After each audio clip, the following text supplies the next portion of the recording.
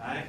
Great, this is an amazing advertising opportunity. Great business model. If you were VC, you probably would follow, invest, and come into my company. Wrong. Why? Because your burn rate, you are subsidizing SMS. Your burn rate is 10 times faster than even a normal social media business. And you know, at that time, everyone jumped into social media business without a business model, right? And even worse for us, burning faster. Our burn rate at that time, $1.6 million per month. We needed more funds. With this credential, the 5 million real name users, 200 universities, the contracts with 200 universities, I went and go for fundraising without even thinking about I may not be able to raise funds. Right? 500 staff, 7 offices, we became the first Harvard business case at that time. Well, you see the arrow goes right down. Because we tried for 6 months, and then eventually 9 months, one event really put a nail to our coffin. And what is that event? Mr. Lehman Brothers. Lehman Brothers crisis hit.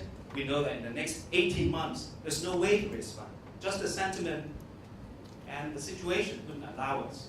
So we have 3 choices. First, bankrupt. Second, sell it so that we can stop bleeding.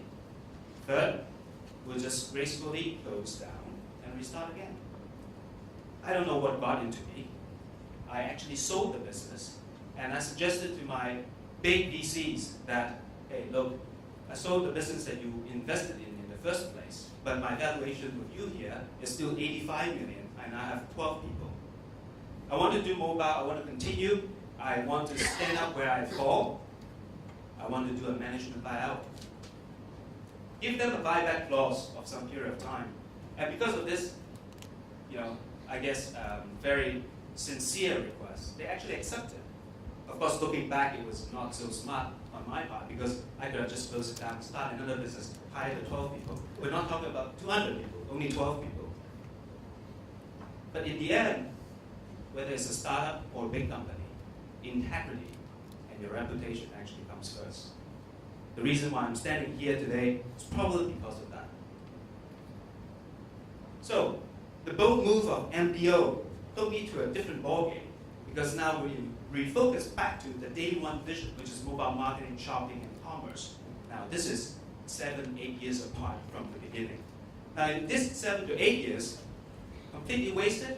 Not so. I learned a lot. But in the market, didn't really move that much because there isn't any good mobile user experience that can enable us to do good mobile marketing, shopping, and commerce. Something magical happened at this time. iPhone came out, which obviously is in my van. No, just kidding. I didn't know about this. It just so happened that this device in the ecosystem appeared in the market with this timing, and this is the first device that we can do what we wanted to do. So this is my startup 1.0. 2008, I literally have to restart. Office, business center. Central, not Shanwan. Number of people, 12. That's how I restart Cherrypicks 2.0 in year 2008. And what happened to year 2009? Jamie had a good point. Good thing about you having no money is that you're forced to focus on what really matters to you. We do nothing except what we do best, mobile user experience. We've been prepared for 7 years. No device can do what we wanted to do. Now there is. The vision, same vision from the beginning. Except we have fewer people, no money, and a die-hard dreaming. Still, we can make it into a reality. 2010, we become the first company that invests heavily in augmented reality. At that time, no one really knows even how to spell augmented reality. We launched AR browser, AR vision, becomes the first in the world, and won a lot of awards. And we slowly found that mobile user experiences are about senses of a human being. So forget about a particular service. Once you build all these senses around it, then you can have different combinations to provide the best service because the user experience is at your disposal. I'll talk about that in a moment. And we first talked about the online to offline world in 2010, one of the first in the world. the way, online to offline world is the world that we are living in, except with a mobile phone. This device can give you extra data and control services that can be delivered to you as you walk into a retail shop. Never before any other channels can do that. 2011, we partnered with Dentsu to launch iButterfly Coupon Entertainment. Remember the orange coupon service that we launched in 2000? 10 years apart, millions and millions of users different. Right? And then we also partnered with other companies. We have a very interesting idea about differentiation of the company, because at that time a lot of mobile startups, apps company were in the market. How do you differentiate? Everybody talks about cost, scalability, what, is it games, is it utility apps and all that? I think those are wrong questions. It is all about user experience. And we have a philosophy of going right into what matters to the senses of human being. So we invest heavily not on AR anymore, which is a sight sense, on audio, touch, and motion.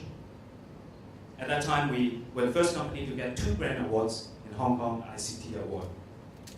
2012, become the first company that get the ICT Award of the Year, Mobile Agency of the Year, and Best Technology Company of the Year, all in the same year. We launched fast image recognition platform. We actually acquired 2 startups. Once you have scale and become less in thinking like a startup, you better start smaller teams or acquire external startups so that they can actually move fast and they can actually think like startups. So earlier I said nothing delights me more than coming here. I meant it because I really want to help the local entrepreneurs, and if there are ideas that have synergy with us, we will acquire or we will support. We have a policy in the company. The intellectual properties belong to the acquirees or the inventors, not the company itself. So we are actually very open-minded to work together in any innovation. Now we have successful products. In fact, we have 7 platforms, one of which is iButterfly.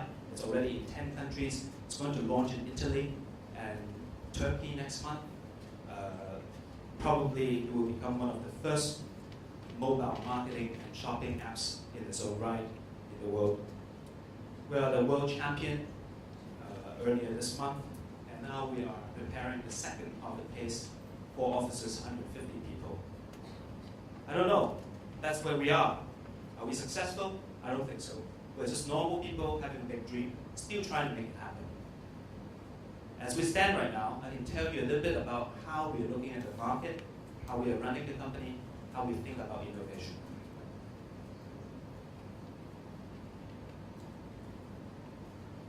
When we work in Hong Kong, you become number 1 in Hong Kong. That's nothing to applaud about because it's a small market. What you want to do really is to look at the world and become number 1 in the world. It should be your objective, everyone sitting here, as an entrepreneur. But as we go through this journey, the more we see, the more we are humbled by how little we are and how limited we are in our creativity. Right? So we had an opportunity to compete in the Madison Avenue, New York.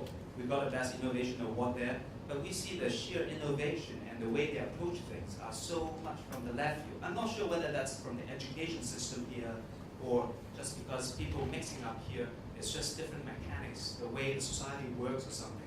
But certainly go around, grow about the world in different centers. My favorites are Israel, North Europe, and US. You get a load of ideas. It's just amazing. We were totally humbled. In the MODEF, Mobile Development Conference, first international MODEF, last Friday, we meet all the US developers. But look, I don't think they're top tier in Hong Kong. I don't think Hong Kong is even on their map. So what I want to do is, I want to get a few mobile developers in Hong Kong and go and attack their heart in Washington, D.C. this year and see what we've got.